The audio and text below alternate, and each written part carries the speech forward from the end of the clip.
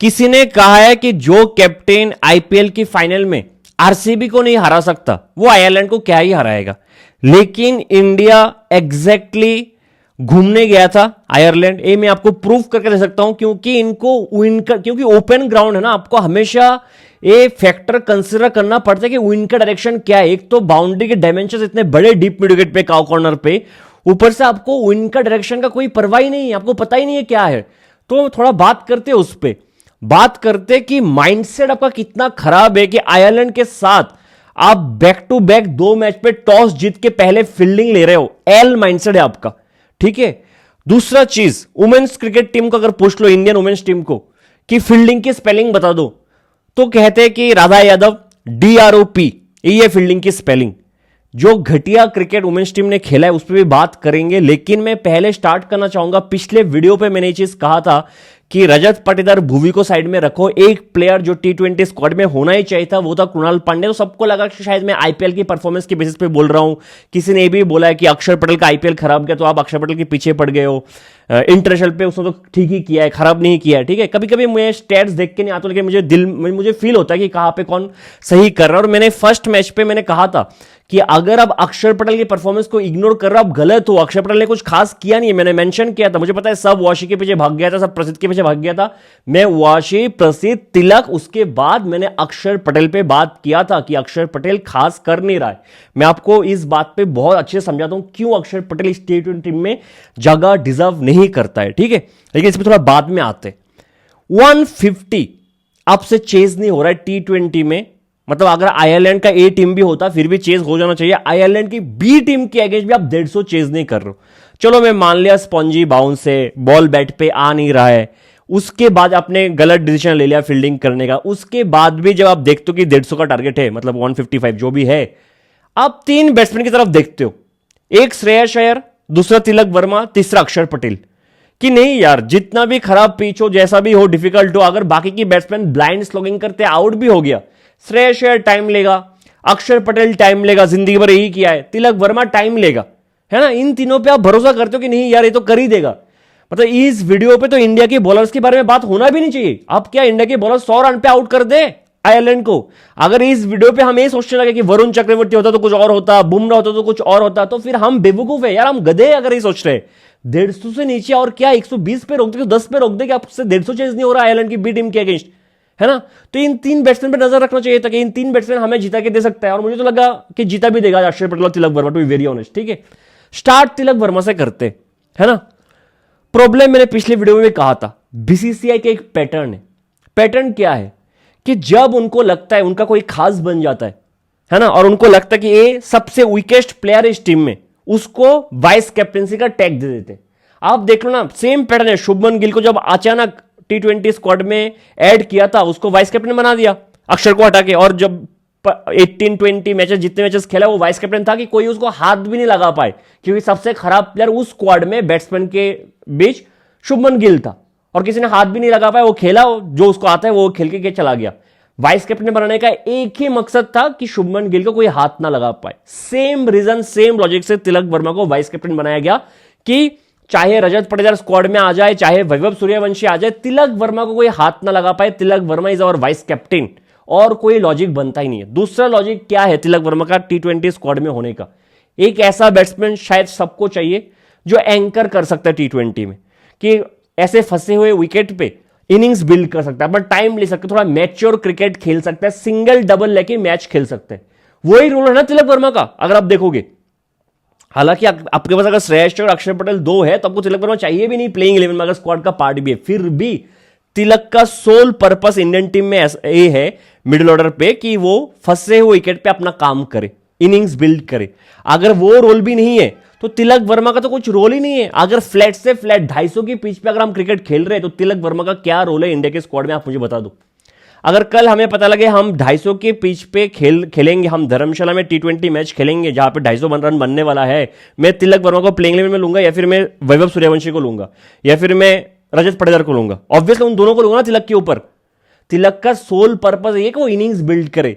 जो आपका soul purpose है कि किस रीजन की वजह से आप टीम में हो, और जिस दिन आपको मौका मिल गया कि नहीं आज 155 चेस करना है, मेरा रेस्पॉन्सिबिलिटी है, मैं इस टीम में हूं इसी कारण की वजह से कि मैं एंकरिंग कर सकता हूं। उस दिन भी आप 119 के स्ट्राइक रेट से 46 बॉल खेल के आपके टीम को फिनिशिंग लाइन तक लेके नहीं जा रहे हो। एक बहुत बड़ा क्वेश्चन मार्क है फिर तिलक वर्मा इस स्क्वाड में है क्यों, और है तो वाइस कैप्टन क्यों है? अगर मुझे इंग्लैंड सीरीज में मुझे बाहर करना है तिलक वर्मा की परफॉर्मेंस के बेसिस पे, मैं कैसे बाहर करूं तिलक वर्मा को? अगर मुझे वैभव को खिलाना है तो फिर वही है कि दड़ी इस पे लटका दो, अभिषेक शर्मा के गले पे, संजू के गले पे, ईशान के गले पे, उनमें से एक को बाहर करके वैभव को खिलाते हैं। जबकि इन तीनों ने संजू के बिना तो अब वर्ल्ड कप जीतते भी नहीं। Back to back 3 match knockout matches पे आपको अकेले दम पे जीता के चला आया है ना। अभिषेक 2 साल से परफॉर्म कर रहे हैं, ईशान किशन कैरियर के प्राइम में, पीक में चल रहे हैं, है ना। उनमें से किसी एक का गला काट के वैभव को खिला लो, जो आपका वीकेस्ट पॉइंट है, जिस दिन करना चाहिए उस दिन भी नहीं कर रहा है। ठीक है, बाकी दिन 180, 190, 200 बन रहा है, वो तिलक वर्मा के जॉनर नहीं है ना। This is out of his range, beyond his limitations. मैं मान गया, चलो कोई बात नहीं, आप गलत, आपसे ये होगा नहीं, मैंने मान लिया। मैं रहाने से एक्सपेक्ट नहीं करता 200 चेस कर देगा, है ना। लेकिन जिस दिन 150 है, अगर उस दिन तो मैं आपसे एक्सपेक्ट करूंगा ना कि आप एक काम करोगे। फिर आप टीम में हो कि आप तो बॉलिंग भी नहीं करते हो, आप फिर आप टीम में हो क्यों? क्वेश्चन उठना चाहिए कि तिलक वर्मा किस हिसाब से वाइस कैप्टन बना है। अगर वाइस कैप्टन बना है, उस पर आपको क्वालिटी नजर आ रहा है कि वाइस कैप्टन बन सकता है, कैप्टनसी मटेरियल है, तो उसको तो बैटिंग पे T20 फॉर्मेट एक्चुअली बहुत काम करना पड़ेगा। ये लगातार 8 मैच में तिलक को देख रहा हूं, लगातार 8। मैंने आईपीएल को जाने दिया, अफगानिस्तान ए के अगेंस्ट 2 मैच, श्रीलंका ए के अगेंस्ट फाइनल को लेके 3 मैच, 5 मैच उधर, 7 मैच, और अभी 2 मैच, 7 मैच लगातार तिलक वर्मा ने जो मिडिल ओवर पे बैटिंग किया है, पैथेटिक, देखने लायक नहीं है। ऐसा बैटिंग किया तिलक वर्मा ने, टू बी वेरी ऑनेस्ट। लेकिन तिलक वर्मा से भी एक खराब बैट्समैन इस टीम में बैठा है, जिसके बारे में, क्योंकि मैंने वंस अगेन मैंने सबका देखा है, रिव्यू आर्टिकल सब पढ़ा हूं मैं, कौन किसके बारे में बात कर रहा है और क्यों। मैं सरप्राइज था कि फर्स्ट मैच के बाद अक्षर पटेल पे किसी ने क्यों बात नहीं किया, और मैंने आपको समझा भी था, चलो 2 विकेट लिया, कैसे लिया, कौन से बॉल पे लिया, 2 कैसे छोड़ा, अक्षर पटेल क्या कर रहा हूं, मेरा आईपीएल से कुछ लेना देना नहीं है। और वन सेकेंड, अगर मैं कृणाल पांडे का नाम ले रहा हूं आईपीएल के परफॉर्मेंस के बेसिस पे 2 साल, बात यह है सिर्फ स्टेट्स मत देखो, आप ये देखो ना कि प्लेयर का स्किल सेट क्या है, प्लेयर का माइंडसेट क्या है, वो क्या करके दे रहा है, वो मुझे क्या ऑफर करता है ना, फ्लैट से फ्लैट पिचेस पे। बात है ना, वैभव सूर्यवंशी भी आईपीएल की परफॉर्मेंस के साथ ही T20 टीम में आया है, बिना आईपीएल का वो भी T20 टीम में नहीं आता। अगर इंडिया ए में अच्छा किया अंडर 19 में, तो ओडीआई टीम में होना चाहिए ना, वो 50 ओवर का फॉर्मेट था। तो कृणाल पांड्या क्यों नहीं? तो किसी ने जो कमेंट किया पिछले वीडियो में कि आईपीएल की परफॉर्मेंस बेसिस पे कृणाल पांड्या और अक्षर तो अच्छा कर रहा था, अब एक आईपीएल खराब गया तो क्यों अक्षर पटेल को बाहर करे। एक आईपीएल खराब गया, चलो आते अक्षर पटेल पे, ठीक है। वंस अगेन, अक्षर पटेल आईपीएल 2026 में 14 मैच पे 173 रन, 19 का एवरेज, 132 का स्ट्राइक रेट। ये स्ट्राइक रेट बहुत ही फर्जी स्ट्राइक रेट है, मैं आपको बोलता हूं। मेजॉरिटी ऑफ द मैचेस में अक्षर पटेल का स्ट्राइक रेट 110 के नीचे था। जब दिल्ली हर बार के पेल पुल के बाहर हो गया, फिर अक्षर पटेल आखिरी की 3-4 मैच पे कुछ रन बना के अपना स्ट्राइक रेट बढ़ा लिया धर्मशाला के फ्लैट ग्राउंड पे। वरना स्ट्राइक रेट अगर आप जाके देख लो, पहले 8-9 मैच पे 110 से नीचे था, फिर भी 19 का एवरेज बैट से, ठीक है। चलो जाने दिया, आपने कहा आईपीएल मत देखो, अक्षर ने इंटरनेशनल में अच्छा कर रहा है। तो मैंने जो फील हुआ, तो मैंने स्टेट्स खोद के निकाला है कि अक्षर पटेल इंडिया के लिए लास्ट 19 इंटरनेशनल T20 इनिंग्स में, मैं रिपीट करता हूं, अक्षर पटेल इंडिया के लिए लास्ट 19 इनिंग्स पे 208 बॉल खेल के 233 बनाया है 112 के स्ट्राइक रेट से।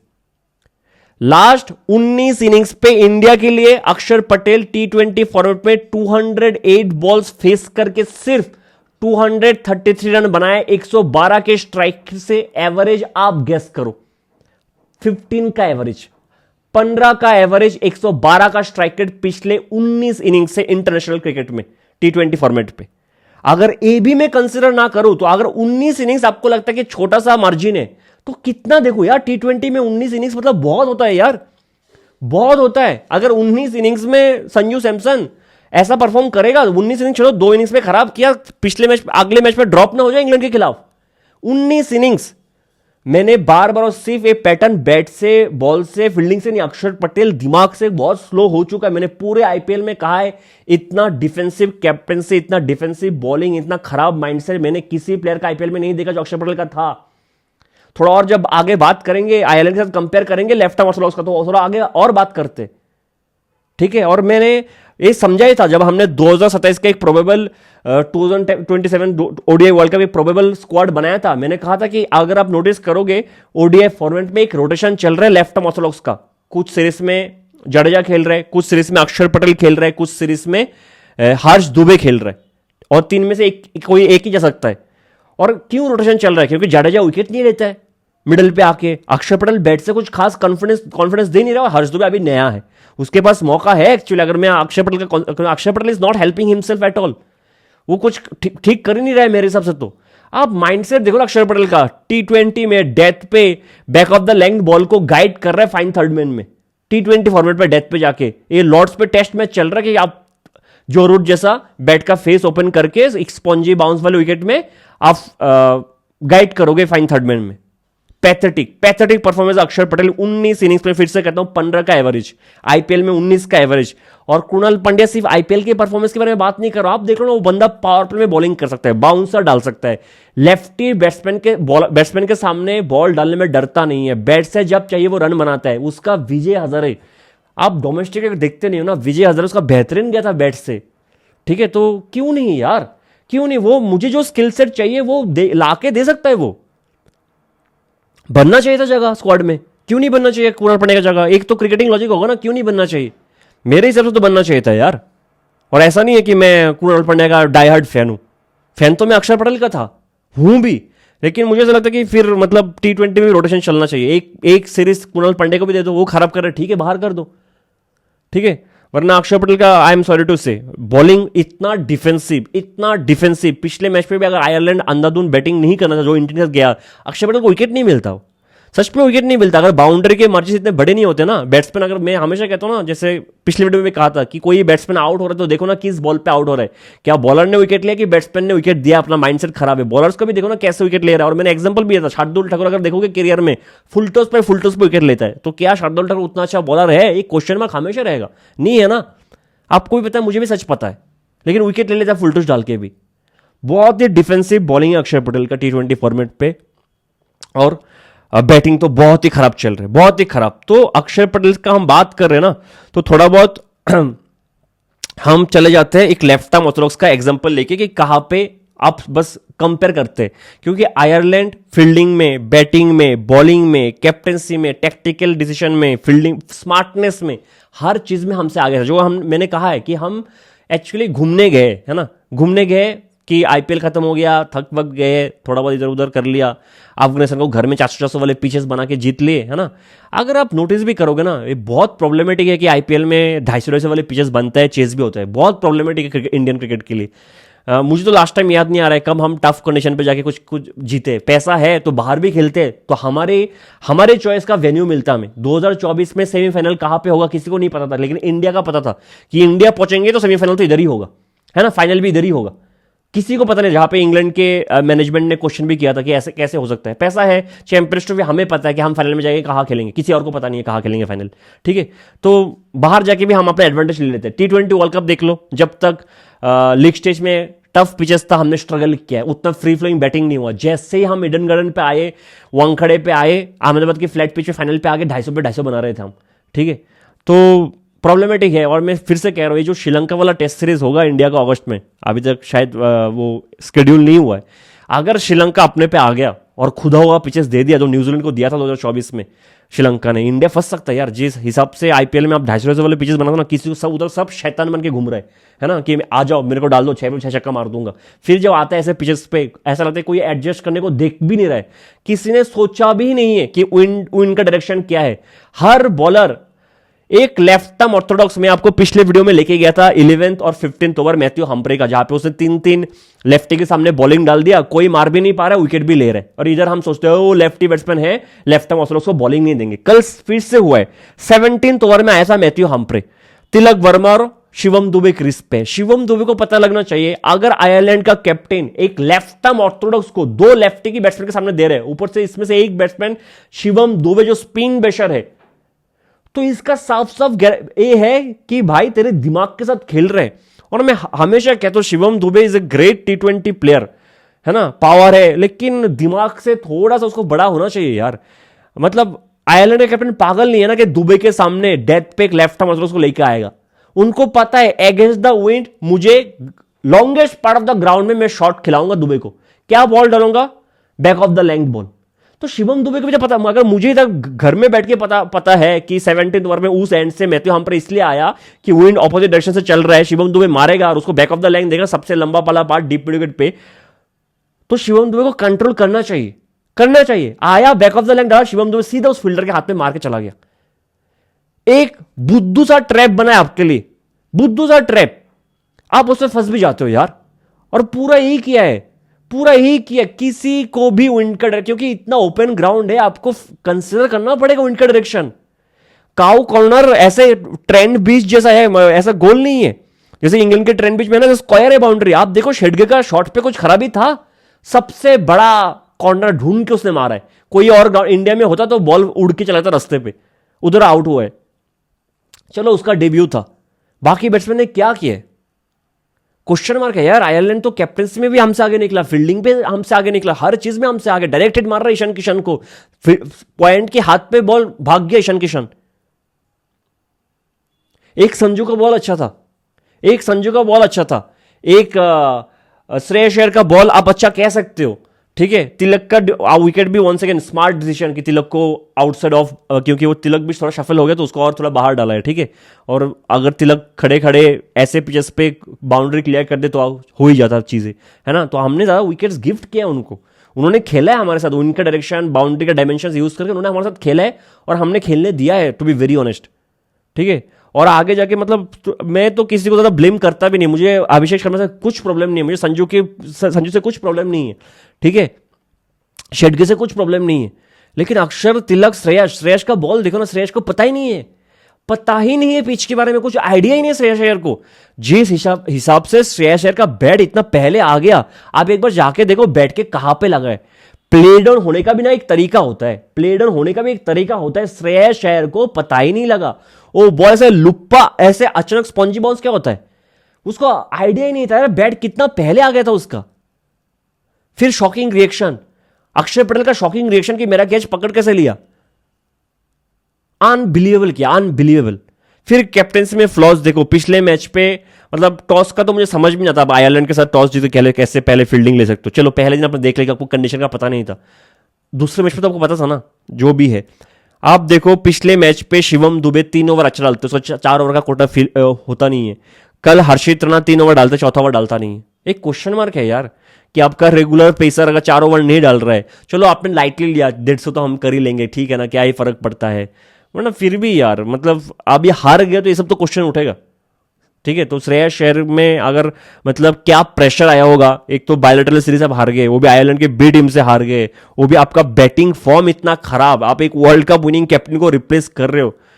अगर इंग्लैंड, क्योंकि इंग्लैंड अभी मोस्टली थोड़ा बहुत फ्लैट पिचेस ऑफर करते हैं, क्योंकि उनका भी क्रिकेट खेलने का तरीका थोड़ा ऐसा है, वो लोग भी खेल नहीं पाते अच्छे पिचेस पे, तो हो सकता है कि उधर कमबैक कर ले, है ना। वरना अगर इंग्लैंड भी थोड़ा अपने आप पुराने टाइम पे चला जाएगा और कुछ अच्छे पिचेस बनाएंगे जहाँ पे एक्स्ट्रा बाउंस तिखा पिच है, तो फिर उधर भी स्ट्रगल करेगा इंडिया की टीम, ठीक है। थोड़ा देखना पड़ेगा श्रेयस अय्यर को भी, आई मीन टेरिबल पूरा परफॉर्मेंस अगर आप देखोगे अक्षर पटेल से मैं हाईली डिसअपॉइंटेड हूँ, बॉलिंग बैटिंग दोनों से, बहुत लंबे टाइम से, स्पेशली दिमाग से, माइंड से। तिलक वर्मा को अपने क्रिकेट पे बहुत ध्यान देना पड़ेगा, ठीक है, बहुत ध्यान देना पड़ेगा वो कर क्या रहा है, उनका फंक्शन क्या, वो क्यों है टीम में, वाइस कैप्टन क्यों बनाया गया, किसी को नहीं पता, ठीक है। And Shreyas Iyer is not helping him at all, जितने भी ब्लेम थे उन्होंने सब अपने आप पे ले लिया, मेरे हिसाब से हो गया, ठीक है। बाकी बॉलर्स के साथ बात नहीं करूँगा, प्रिंस हमें पता है बहुत अच्छा बॉलर है, हर्षित राणा क्या प्लेयर है यार, क्या प्लेयर है वो। मैं जब से हर्षित आया तब से मैं कह रहा हूँ कि उसको हेट मिलना इतना अननेसेसरी है। कैसे लोग हेट करते कि कोई रिटायर्ड प्लेयर आपको पसंद था, उसका जगह नहीं बन रहा हर्षित की वजह से, इसलिए आप हर्षित को हिट कर रहे हो। 10 बॉल पे 21 बनाए कल के दिन, पिछले मैच में भी ट्राई किया बैट से, दोनों मैच में बॉल से आउटस्टैंडिंग काम किया है। जो काव कॉर्नर शिवम दुबे शेडगे क्लियर नहीं कर पाता है, हर्षित राणा मार के क्लियर कर दे रहे हैं, इतना बड़ा बड़ा शॉट वो लगा रहे हैं। और मैंने सोचा कि हर्षित राणा की बैटिंग पे मैं बाद में एक वीडियो बनाऊंगा, जो मैंने डोमेस्टिक को, क्योंकि मैंने MP T20 पूरा फॉलो किया ऑलमोस्ट, और महाराजा टूर्नामेंट भी मैं देखने की कोशिश कर रहा हूँ। तो फास्ट बॉलिंग ऑलराउंडर्स में एक अलग से वीडियो बनाऊंगा, उसमें से मेरा एक नाम हर्षित राणा होगा, उसको प्लेयर बना सकते हैं, और मैं मजाक नहीं कर रहा हूँ, हर्षित राणा को एक खास प्लेयर बना सकते हैं, खास प्लेयर, ठीक है। उसमें बाद में कभी और बात करेंगे, लेकिन सीरियसली बहुत खराब क्रिकेट। और आयरलैंड का है ना, गट्सी थे लोग, बहुत गट्सी थे पूरा। अगर दोनों मैच देखोगे, इनकी कैप्टन ने जो डिसीजन लिया ना, बहुत गट्सी डिसीजन लिया है, and it paid him back. ठीक है, जय मुंड्रा हैज बीन आउटस्टैंडिंग, मतलब एक लेफ्ट आर्म पेसर है ना, जो 140 डाल सकता है, अंदर बाहर दोनों कर सकता है, बाउंसर डाल सकता है, यॉर्कर डाल सकता है, थोड़ा बहुत पॉलिश करेंगे वो अच्छा कर सकता है। ठीक है, पहला सीरीज तो उसका, if I am not wrong, जय मुंड्रा का। ठीक है, मैं तो पहली बार देख रहा हूं, लेकिन आईपीएल में बहुत टीम को न्यू बॉल बॉलर चाहिए, बहुत टीम को नहीं, ऑलमोस्ट हर टीम को एक न्यू बॉल बॉलर चाहिए, है ना। और एक लेफ्ट आर्म बॉलर आपको मिल जाए तो इससे बेटर कुछ हो नहीं सकता। तो स्काउटिंग टीम तो जय मुंड्रा के पीछे पड़ जाएगा फॉर श्योर, कि वो आगे जाके क्या करते हैं, उसके फिटनेस पे काम करेगा, इंडिया पैसा खर्च करके उसको वापस इंडिया लेके आएगा एटलीस्ट आईपीएल खेलने के लिए फॉर श्योर। ठीक है, लेकिन वुमेन्स टीम पे आते, जो मैं बोलूंगा आपको पसंद नहीं आएगा, थोड़ा सा शायद हो सकता है कि मैं मिसोजिनिस्टिक साउंड करूं, लेकिन मेरा इंटेंशन वो नहीं है। ठीक है, एक स्टैट्स सुनो सिर्फ, आप 2025 से लेके अब तक इंडिया वुमेन्स टीम 25 मैच पे T20 में 46 कैच ड्रॉप किया है। 25 इंटरनेशनल T20 मैच पे 46 कैच ड्रॉप। इनका कैच एफिशिएंसी है 69%। जो 12 टीम अभी T20 वर्ल्ड कप में पार्टिसिपेट किया है, उसमें इंडिया सेकंड लोएस्ट में है कैच एफिशिएंसी में। 46 कैच ड्रॉप, आप समझ सकते हो क्या? फील्डिंग आता ही नहीं। इनफैक्ट मैं थोड़ा और खोद के देख रहा था स्टेट्स, 2050 बोल रहा हूं, जो 50 ओवर का वर्ल्ड कप था अभी जो हम जीते थे, उसमें 87 टाइम्स मिसफील्ड किए, highest by any team in any edition of women's world cup. 87 times misfield किया था इंडिया ने। कौन है फील्डिंग कोच, क्या फील्डिंग पे ध्यान नहीं देता है यार? ये बच्चे नहीं है ना, चलो मैं मान लेता हूं लड़कियों का शायद बॉडी शॉडी में ऐसा होगा कि कैच को जज नहीं कर पाता। Exactly don't know what it is, ball उनको हार्ड फील होता होगा, I don't know what it is, but 34, 33, 35 years old players खेल रहे हैं हमारे टीम में, है ना, इतने टाइम से खेल रहे। इतने इजी कैचेस अगर पकड़ नहीं पाओगे ना आप। मैंने पाकिस्तान वाले मैच में कहा कि पाकिस्तान के साथ जीत गए, क्योंकि पाकिस्तान इतना घटिया टीम है, वुमेन्स हो मेंस हो, उनको क्रिकेट खेलना आता ही नहीं आज के दिन। आप कोई भी पॉजिटिव टेक ले नहीं सकते हो। उसके बाद अगर आप देखोगे, सबसे मुझे गुस्सा आया, एक तो दो मैच एक टाइम पे चल रहा, दोनों मैच इतना इंपॉर्टेंट हो रहा था, ऐसा नहीं कि कहीं पे वन साइड चला, चलो एक मैच को इग्नोर करो, दोनों मैच देखो, दोनों में डिसअपॉइंटिंग परफॉर्मेंस, दिमाग ही खराब हो जाता है। 18 ओवर तक क्या बैटिंग किया है, मेरे समझ से बाहर था। मतलब क्या था इंडिया का स्कोर 18 ओवर के बाद? मैं आपको एक बार एग्जैक्टली बोल दूं, 18 ओवर के बाद इंडिया का स्कोर था 134 फॉर 2। 7.4 के रन रेट से आपने 18 ओवर खेला, जबकि आपके हाथ में 8 विकेट है। 8 विकेट आपके हाथ में था। और मैंने पहले दिन से चीज कहा है, अगर शेफाली वर्मा और ऋचा घोष, इन दो प्लेयर को इस प्लेइंग 11 से निकाल दो, बाकी हर बैट्समैन अच्छा से अच्छा खेल के, अपने क्लीवर पे खेल के भी पार स्कोर तक ही पहुंच सकता है। मैंने रिपीट पे कहा था कि स्मृति मंदाना जितना भी अच्छा खेल ले, पार स्कोर से जो एक्स्ट्रा 20-30 रन चाहिए, वो कभी बना के दे ही नहीं सकती T20 फॉर्मेट पे। अगर आप शेफाली और ऋचा को बाहर कर दो, ये टीम अच्छा खेल के भी पार स्कोर तक ही पहुंच सकता है, उससे ज्यादा कभी पहुंच ही नहीं सकता। और 18 ओवर तक 7.4 के रन रेट से बैटिंग करना, जब 8 विकेट आपके हाथ में है, एक ही मैसेज जाता है मेरे को कि हम बस दिखाने की कोशिश कर रहे हैं कि हम कितना अच्छा खेलते हैं, हमने विकेट बिल्कुल नहीं दिया।